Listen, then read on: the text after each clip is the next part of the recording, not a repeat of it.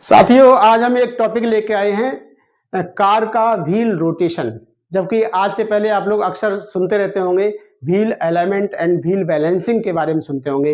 Wheel balancing का मतलब होता है हम अपने पहिए के बैलेंस कर देते हैं। एक तरफ वजन कम या ज़्यादा है तो वजन ठोक ठोक के कम, जहाँ पर हल्का होता है वहाँ पर वजन थोड़ा सा ठोक दिया जाता है तो व्हील बैलेंस हो जाता है। और व्हील अलाइनमेंट में क्या करते हैं कि अगला पहिया जो होता है और पिछला वाला जो टायर हमारा होता है वो एक सीध में कर देते हैं तो अलाइनमेंट हो जाता है। लेकिन नहीं बात करते हैं तो वो है व्हील रोटेशन। जबकि व्हील रोटेशन व्हील अलाइनमेंट और व्हील बैलेंसिंग से ज़्यादा महत्वपूर्ण है। आज हम इस वीडियो में यही जानेंगे कि ये क्यों आवश्यक है और कितने समय बाद ये रोटेशन करना चाहिए। तो आइए वीडियो हम शुरू करते हैं। तो देखिए, हमें पहले जानेंगे कि व्हील रोटेशन क्यों आवश्यक है। उसका कारण ये है कि जैसे अधिकांश वजन गाड़ी का जो होता है वो अगले टायर पर ही होता है। 70% वजन अगले टायर पर होता है और 30% मात्र पिछले टायर पर होता है। अगर हम एक या दो सवारी यात्रा करते हैं तो उनका भी वजन अगले टायर पर ही होता है, पिछले टायर पर बहुत कम रहता है। और हमारा जो इंजन घुमाने का काम करता है वो भी अगले टायर को ही, अगले व्हील को ही घुमाने का काम करता है, जिससे वो भी क्या करता है, व्हील को अगले टायर को जल्दी घिस देता है। इस प्रकार से अगले वाले टायर जो होते हैं पहले घिस जाते हैं और पिछले वाले टायर, रियर टायर जो होते हैं वो बाद में घिस पाते हैं। हम ये चाहते हैं कि वो सभी टायर एक साथ घिसें, तो उसके लिए व्हील रोटेशन भी आवश्यक है। तो ये आप लोग समझ गए कि व्हील रोटेशन क्यों आवश्यक है। तो व्हील रोटेशन है, लेकिन व्हील रोटेशन जो किया जाता है एक नियम के तहत किया जाता है। अगर व्हील रोटेशन एक नियम के तहत करेंगे तो हमारा टायर ज़्यादा से ज़्यादा समय तक चलेगा और जल्दी खराब नहीं होगा। तो अब हम जानेंगे कि क्या तरीका है व्हील रोटेशन का। देखिए, हमारे पास जो हमारे देश में जो गाड़ियां अक्सर देखने को मिलती हैं वो होती है front wheel drive car. Front wheel drive car का मतलब ऐसी कार जो फ्रंट के ही व्हील को केवल घुमाने का काम करती है, जो रियर व्हील होते हैं उनको नहीं घुमाती है। जितनी भी गाड़ियां होती हैं इनमें अगर आप लोगों ने ध्यान दिया हो सकता है कि आपने ध्यान ही नहीं दिया हो, जो हमारी गाड़ियां होती हैं या तो वो फ्रंट व्हील ड्राइव कार होंगी यानी अगले वाले व्हील को घुमाने वाली कार होंगी, या फिर दूसरी होती है rear wheel drive car. Rear wheel का मतलब रियर के व्हील यानी पिछले व्हील को केवल घुमाती है ऐसी कार जिसका इंजन जो होता है पिछले वाले पहियों को ही केवल घुमाने का काम करती है, तब वो कहलाएगी रियल व्हील ड्राइव कार। हालांकि रियल व्हील ड्राइव कार बहुत कम मात्रा में पाई जाती है। अधिकांश जो गाड़ियां पाई जाती हैं वो फ्रंट व्हील ड्राइव कार ही पाई जाती हैं। तो हम फ्रंट व्हील ड्राइव कार के लिए व्हील रोटेशन के बारे में बात करते हैं।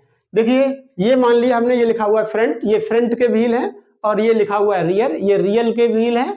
तो क्या होता है, अगर ये फ्रंट व्हील ड्राइव कार है तब क्या होता है कि ये वाला व्हील जो होता है सीधा यहाँ आ जाता है और ये वाला जो होता है व्हील अगला वाला सीधा पिछले वाले जगह पर आ जाएगा। और पिछले वाले जो आगे जाते हैं वो डायगोनली जाते हैं, ये वाला इधर को जाएगा और ये वाला इस दिशा में जाएगा। इस तरह से अगर हम करते हैं तो ये कहलाता है, यानी चार पहिए अगर हमारे पास हैं जिसमें स्टेपनी नहीं है तो उस कंडीशन में हम इस प्रकार से व्हील्स को जो होता है रोटेट करते हैं। अगर मान लीजिए कि हमारे पास 5 पहिए हैं, देखो ये फिर से आ गया, वो ये फ्रंट व्हील ड्राइव कार है, लेकिन ये 5 व्हील है। इसमें 5 व्हील का मतलब एक स्टेपनी में रखा हुआ है। ये 4 पहिए जो कि गाड़ी में लगे हुए हैं, 5वां पहिया जो कि स्टेपनी में रखा हुआ है, तो इसको भी रोटेट करना है, इसको भी यूज करना है। तो उसके लिए हमें क्या करना है, जैसा कि यहाँ पर दिखाया गया है इसी प्रकार से हम करेंगे। यानी अगला वाला पहिया जो होता है वो पिछले वाले पहिए में लगा देंगे और जी ये टायर जो होंगे डायगोनली ही आगे की तरफ जाएंगे, ये दोनों टायर डायगोनली ही जाएंगे। लेकिन अगला वाला जो टायर होता है वो सीधा स्टेपनी में आ जाता है और स्टेपनी वाला जाकर पिछले वाले टायर में यहाँ पर लग जाता है। इस प्रकार का अगर आपके 5 पहिए हैं, एक जैसे पहिए हैं, एक जैसे आकार के हैं, तो स्टेपनी वाला पहिया भी सेम उसी आकार का है, तब इस प्रकार की हम व्हील रोटेशन किया जाता है। अगर मान लीजिए कि हमारी car rear wheel drive car है तो इसका रोटेशन का तरीका अलग होता है। रियर व्हील का मतलब पिछले वाले ये पहिए हैं, इन पहियों को इंजन घुमा रहा है। तो ऐसी कंडीशन में क्या करेंगे, हम जो पिछले वाले टायर होते हैं वो सीधे अगले वाले टायर में पहुंच जाते हैं, इस तरह से यहाँ पर पहुंच जाएंगे और अगले वाले जो होते हैं डायगोनली इस तरह से पीछे की तरफ आते हैं, इस तरह से आते हैं। साथियों, अगर आपकी कार 4 व्हील ड्राइव कार है, 4 व्हील का मतलब ऐसी कार जिसमें इंजन चारों व्हील्स को बराबर बराबर पावर देता है, तो ऐसी कार को हम कहते हैं 4 व्हील ड्राइव या 4x4 कहते हैं। तो जैसे कि महिंद्रा ने निकाली हुई है, महिंद्रा ने थार के नाम से निकाली हुई है, वो 4x4 है, यानी 4 व्हील ड्राइव कार है। ऐसी कार का हम व्हील रोटेशन कैसे करें, तो आइए हम समझते हैं। तो देखिए, अगर हमारी 4 व्हील ड्राइव कार है तो इसमें व्हील रोटेशन इस बात पर निर्भर करेगा कि हमारा इंजन कहाँ है। मान लीजिए कि जो फ्रंट के ये व्हील हैं उसी की तरफ, यानी फ्रंट में ही उसका इंजन भी है, तो इसका रोटेशन जो होगा वो फ्रंट व्हील ड्राइव कार की तरह होगा। तो यानी फ्रंट व्हील ड्राइव कार की तरह, यानी कैसे, इस आगे वाले सीधे पीछे आ जाएंगे और पीछे वाले जो होंगे वो डायगोनली आगे की ओर चले जाएंगे।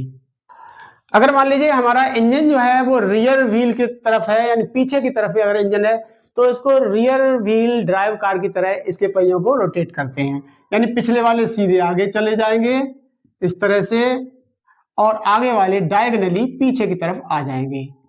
इस तरह से हम व्हील रोटेशन करते हैं। अब बात आती है, एक प्रश्न के जवाब रह गया है जिसमें हम कहते हैं कि कितने समय बाद ये व्हील का रोटेशन करना चाहिए।